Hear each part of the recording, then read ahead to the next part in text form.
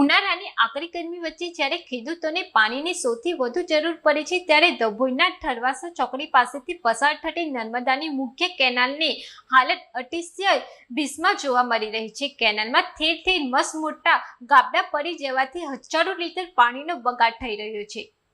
ડભોઈના થરવાસા ચોકડી પાસે પસાર થતી નર્મદા મુખ્ય કેનાલની હાલત અત્યંત બિસ્માર બનતા ખેડૂતોમાં ભારે રોષ ફેલાયો છે। ઉનાળાની કાળઝાળ ગરમી વચ્ચે ખેડૂતોને સિંચાઈ માટે પાણીની સૌથી વધુ જરૂરિયાત હોય ત્યારે કેનાલમાં ઠેર ઠેર પડેલા મસમોટા ગાબડાને કારણે હજારો લીટર પાણી વેડફાઈ રહ્યું છે।